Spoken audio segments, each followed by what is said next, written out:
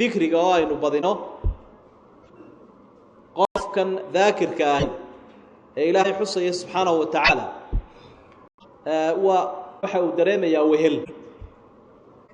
وعلى الأوام مستأنس إلهي وهشري لكن قفك هدو ذكرك يسكد أيوه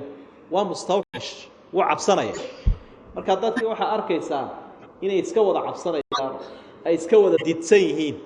maxaa didsanaantan ugu wacan waa digri la'aanta dadka in fara badan baa iska yara sida moodaysa nin xaragoonayo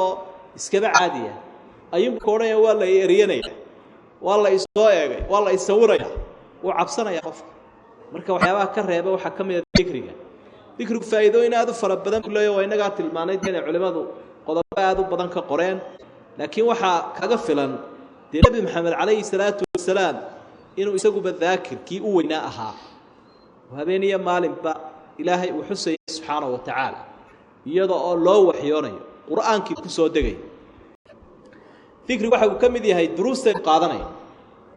hadal 10 dhageysanayso waan waqti gaar ah ward leeday quraankiya ducadiya salliga nabiga adkaartan fara badan ay أخرين سكلا هدي لوديغو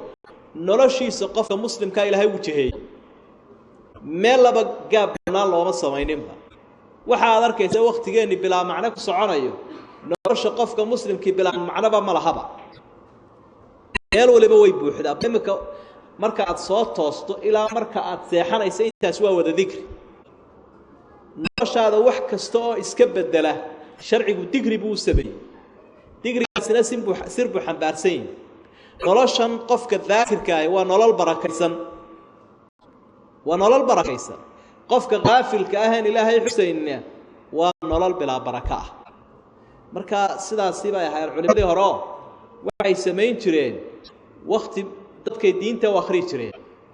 oo dacwada fidinayaan waqtina waxay sameyn jireen kutubtay qori jireen waqti kale munaadara sameyn jireenoo dood cilmiyeed bay isla eegi jireen culimada waqti kale waxa lagu leeyahay sheekh hebel waqtiyada waxa uu lahaa dhikriga ayuu akhri jiray واصحاب المذاهب والعلماء سلفنا الصالح marka waqtiga isaga waa waqtiga uu sheekh wardiga lahaa dhikrigiisa gaarka ah akhri jiray marka noloshu saasay ku fiicantay ku tartiibsan tahay balse aynu u macaasano mowduucan aynu ka hadlayno waxa aynu ka warramaynaa nusuusta quraan iyo xadiis bale ee dhikriga ka warramay dhikrina maxaa la yiraahdaa la shayga horta waa intibaantiisi la bixiyaa dhikrigu waxa weeye shay kasta oo adoonka laga abaalinayo qowlaha ku dhawaaqayo qowl kasta oo aad ajri ku helayso oo islaamku u dhiriyo waa dhikr tasbiixda xamdiga tawxiid istighfaarta cilmiga dacwada nasiixada